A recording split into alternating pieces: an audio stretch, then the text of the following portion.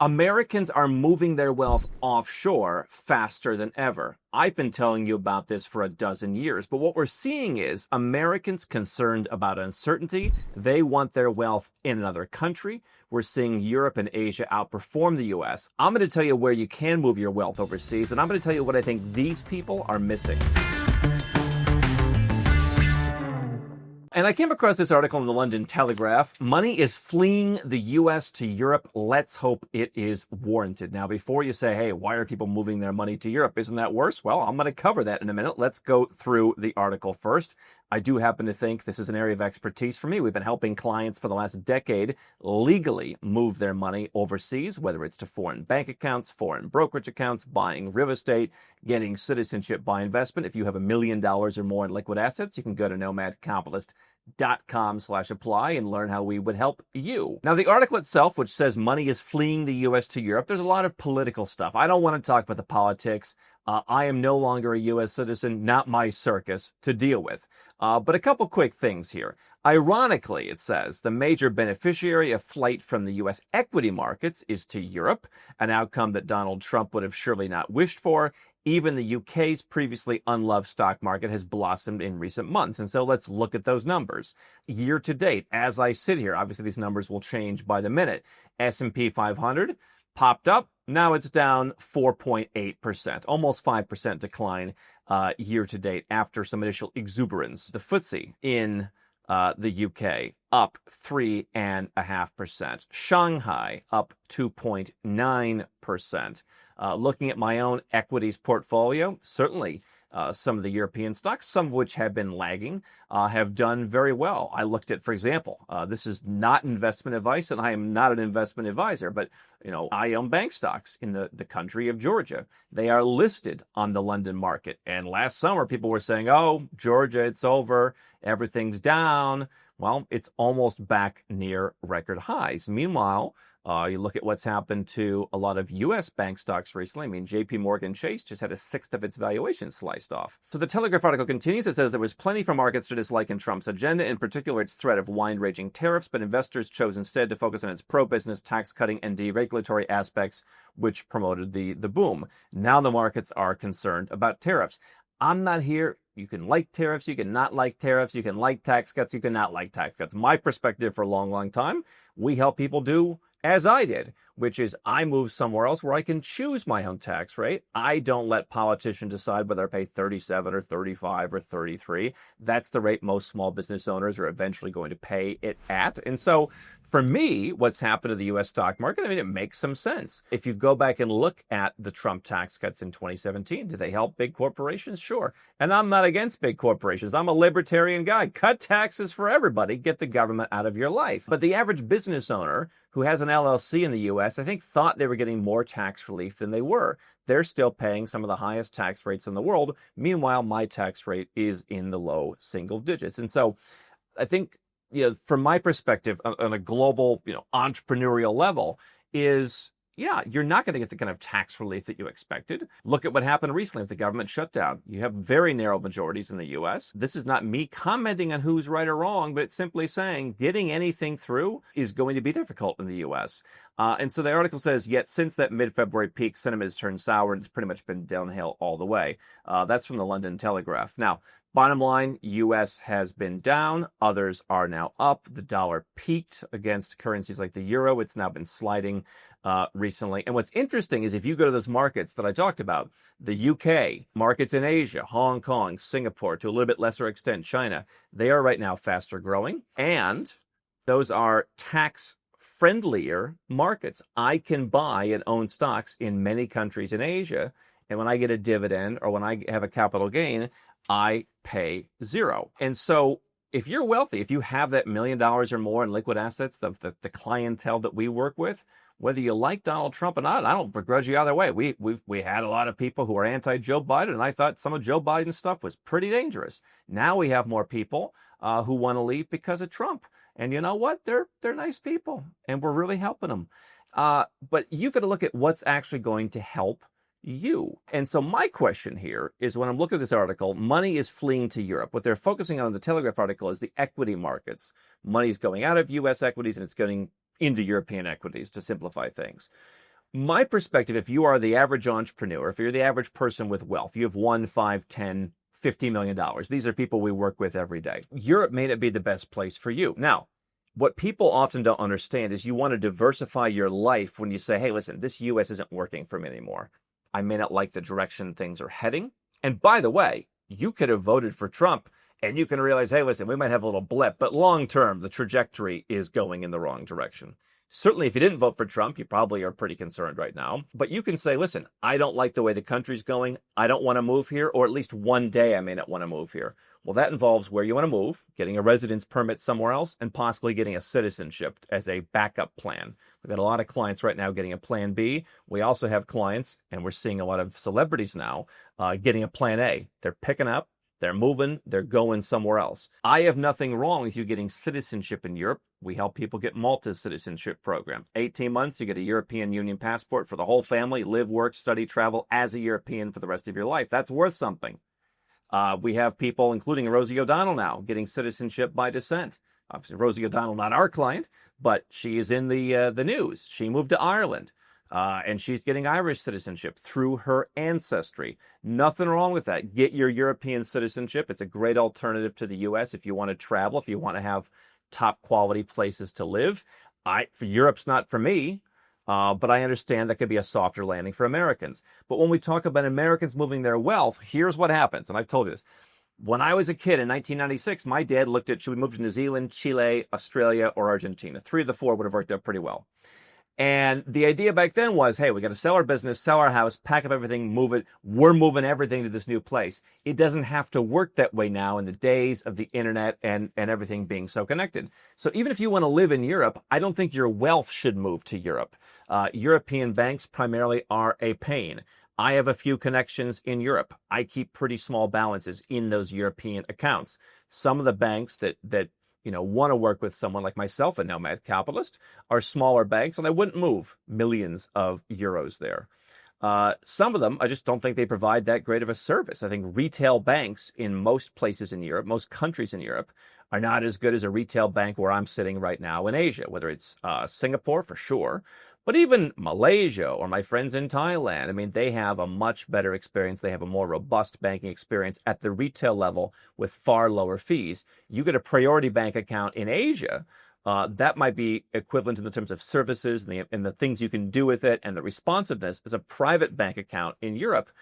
For a much, much lower deposit amount. So, for example, in Singapore, it might be $200,000 gets you what, $1 million, $2 million, $5 million might get you, depending on what the country is in Europe in terms of the availability of services. And you're going to pay a lot less in fees. You go to a bank in Europe, I mean, a top quality, Swiss bank, they're going to charge you very high fees in the thousands or even tens of thousands of dollars a year. Whereas a priority bank in a place like a Singapore might charge you very negligible fees. And so I believe that for banking and for wealth management, I mean, Asia is much more geopolitically neutral. It's certainly financially and tax neutral in that banks in Europe are figuring out, how much withholding tax do we want to collect? If you set up your life accordingly, you can potentially invest through a bank in Asia. You can hold, deposits in a bank in Asia and have no tax at the source and have no tax where you live, including if you live in Europe. Rosie O'Donnell's moving to Ireland. She could take advantage of the non-dom tax program, keep all of her wealth in Asia, and as long as she doesn't remit that wealth to Ireland, she could live potentially either very low tax or even tax-free for some period of time. So what you want to look at if you're saying, hey, the U.S. or whatever country you're in, obviously, I think one of our biggest clientele, even bigger than Americans right now, is folks from the U.K., also folks from Canada. I mean, those are, 3 people that we work with a lot. And so no matter where you're from, we are seeing some people, especially with families, they like the idea of moving to Europe and they're willing to pay a bit more in tax for that. And they think having a European passport means, hey, if I live in, Ireland for now, but in 5 years, Ireland no longer works for me, I could always go and live in one of the other, 30 countries in Europe that I have access to. And so kind of like being able to move from California to Texas, I could move to another sovereign state with that European Union passport. If that's the soft landing you want to make from moving, I'm all for it. I happen to think you ought to come to our live event, Nomad Capitalist Live. Tickets are going on sale April 15th. The waiting list is booming. Biggest waiting list we ever had. We sold out last year. We expect to do it again. Come and see what Kuala Lumpur looks like. Come and see what a more geopolitically and tax neutral place that's a lot more affordable looks like. Go to nomadcapitalist.com/live for that. But none of those decisions have to go with where your wealth is. And I think people have this idea, and I've talked about this for a long time. The U.S. isn't working. I'm moving to the U.K. Why? I mean, maybe it's a little better, but is it that much better? One of the things we show you in our Live Like a King series is just how open-minded people are in a lot of these countries. We filmed Live Like a King Oman, for example. Very tax-friendly place, very clean place. You're not going to get citizenship by living there. These people are very, very non-judgmental. Here where I'm at in Malaysia, where our event is hosted, some of the most non-judgmental people. So if you're looking to get out of, a situation in the U.S. where you feel judged, you don't have to go to the U.K. But you certainly, even if you decide to go to the UK or Ireland or somewhere in Europe because you think that's what works for you personally, even if you want to get a citizenship there, don't put your wealth there, is my personal opinion. Now, I like spreading the wealth around. If you live in Ireland, have an Irish bank account for some amount of money. If you live in the UK, have a British bank account. My experience, even with my European connections, European banks are also more difficult to onboard onto. I mean, they're much more judgmental of you. And there's a lot of banks in Europe, the high-level banks, they basically want old money European wealth. They don't want some new money guy coming in many cases. And, we had a client who had something like $400 million, and he had a really hard time getting onboarded with a Swiss bank. I mean, his source of wealth is very well documented, but he had a very hard time. But the bottom line is you want to spread things out. Live where you want to live, bank and invest where you want to invest. And I think that people think, hey, the UK or Ireland or Portugal is some safe haven, and maybe it is for one part of your life. Use it for that. Don't use it for the rest. And so, my advice to Rosie O'Donnell, take advantage of that non-dom tax program in Ireland. But banking in Ireland, they got like 3 banks, not particularly robust. Move where you want, put your money elsewhere. This is what we help people do.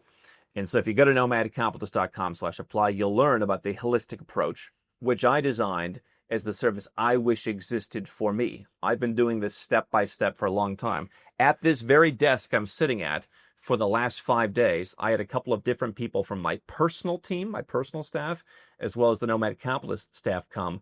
We did a full tip-to-toe review of all of my finances all around the world. I got a lot of accounts in a lot of places and a lot going on.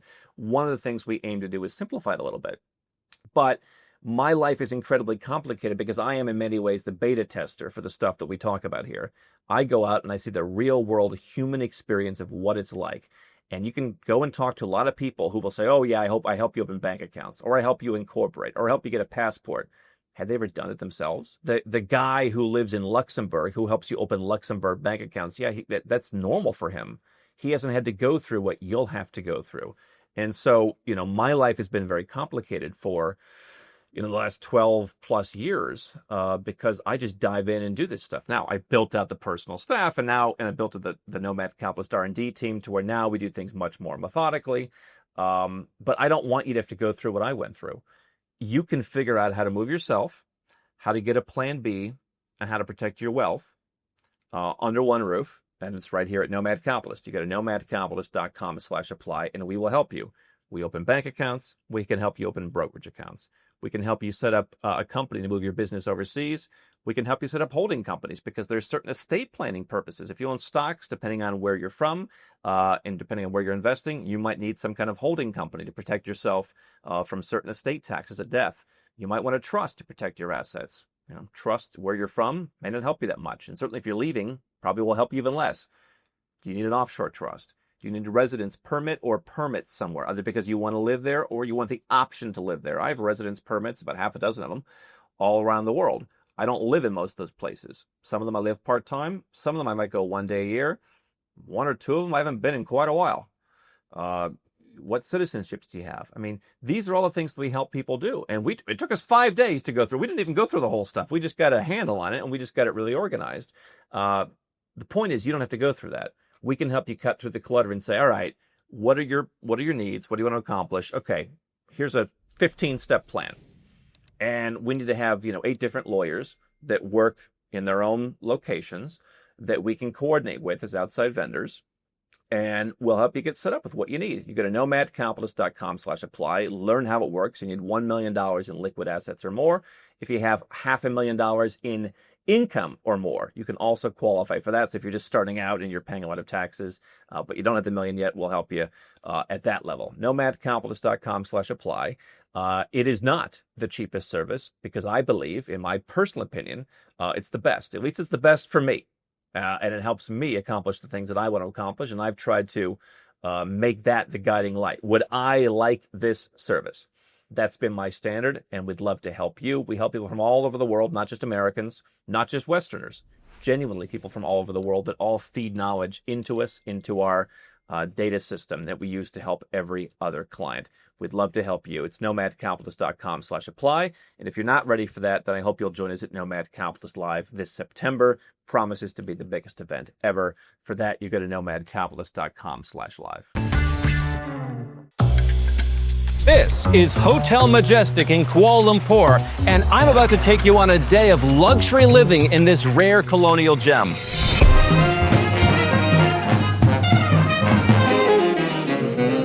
We're showing you some of my favorite places to spend time right here in Kuala Lumpur. From Malaysia's classiest happy hour with cocktails for under $5, to the charming afternoon tea service in the Orchid Room, to cabaret singers at dinner evocative of old Malaya.